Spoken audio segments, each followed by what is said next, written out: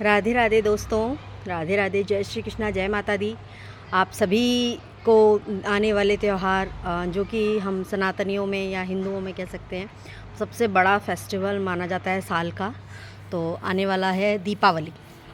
दीपों का सजा ये त्यौहार जितना ही मनमोहक है उतना ही खूबसूरत है।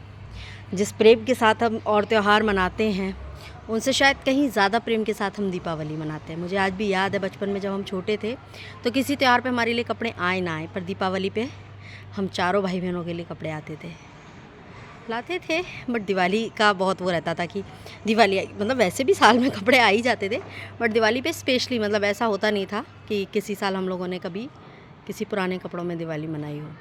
बहुत अच्छा लगता था वो समय, बहुत खुशी होती थी तब। आज भी होती है, आज भी हम लोग नए कपड़े ही पहनते हैं दिवाली पे।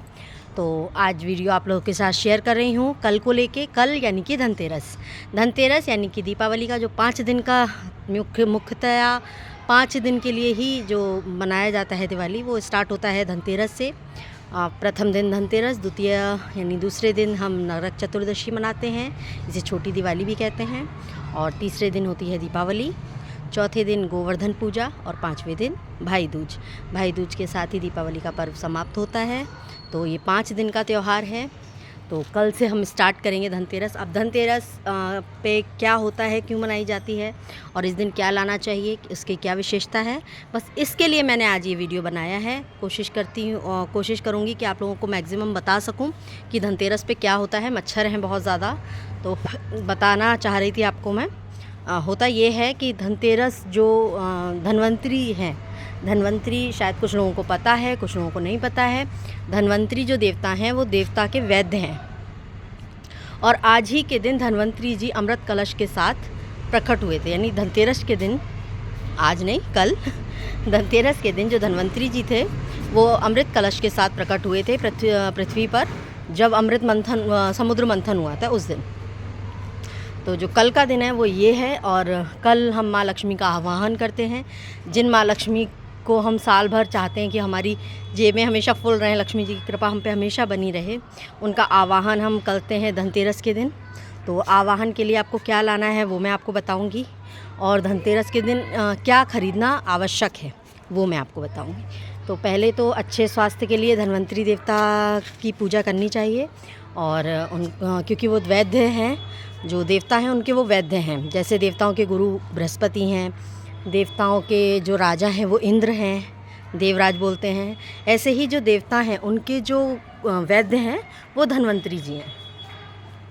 तो धन्वंतरी जी जब घर में आते हैं तो जो रोग होते हैं शरीरों के, उनसे हमें उन रोगों से होने वाले कष्टों से हमें आराम मिलता है। तो भगवान धन्वंतरी जी सभी के कष्टों को दूर करें, मैं उनसे कामना करती हूँ। और सभी स्वस्थ रहें, मस्त रहें, खुशहाल रहें। तो कल के दिन आप लोगों को करना ये है कि जैसे हम रोज़ पूजा करते हैं वैसे करें। और कल के दिन लोग सोने चांदी की भी ख़रीदारी करते हैं। पीतल के बर्तन, तांबे के बर्तन, सोना चांदी हर कोई नहीं ख़रीद पाता, लेकिन स्टील के बर्तन मोस्टली लोग ख़रीदते हैं। तो कल आप लोग ये चीज़ें खरीदिए खूब अच्छे से। जिस चीज़ की आपको आवश्यकता है वो आप परचेज़ कीजिए मार्केट से जाके। तो सोने चांदी, पीतल, तांबा, स्टील, इनके अलावा जो मुख्य चीज़ें हैं वो मैं आपके साथ शेयर कर रही हूँ। और छोटी सी जानकारी थी मेरे पास तो मैंने सोचा आप लोगों के साथ भी बांटती हूँ। तो छोटी छोटी चीज़ें हैं जो हर वर्ग का व्यक्ति परचेज़ कर सकता है, उसके लिए बहुत ज़्यादा खर्चा नहीं चाहिए। सोना चांदी आपको पता है, सोने के भाव इस समय यहाँ हैं तो हर कोई नहीं परचेज़ कर सकता, लेकिन कुछ चीज़ें हैं जो आप लोगों को अवश्य लानी चाहिए, जो मैं भी लाऊँगी और आप लोग भी लाइए। तो पहली चीज़ है पान के 5 पत्ते।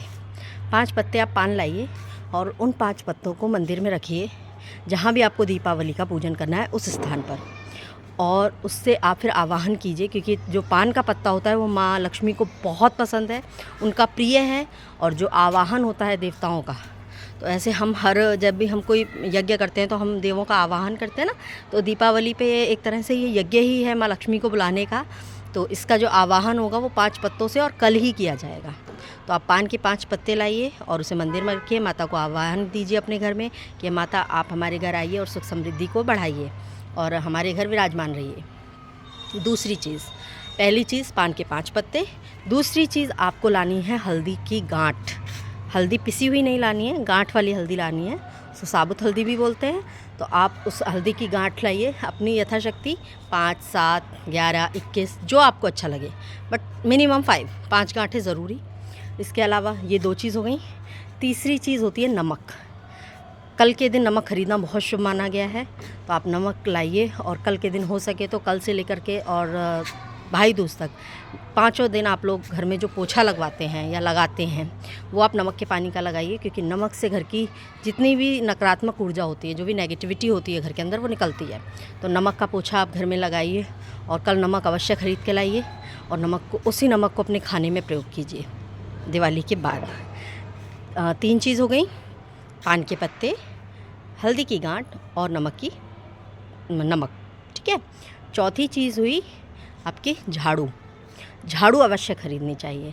मोस्टली लोगों को पता है, लेकिन फिर भी जिनको नहीं पता है उनको मैं बता रही हूँ कि आप झाड़ू ज़रूर ख़रीदिए।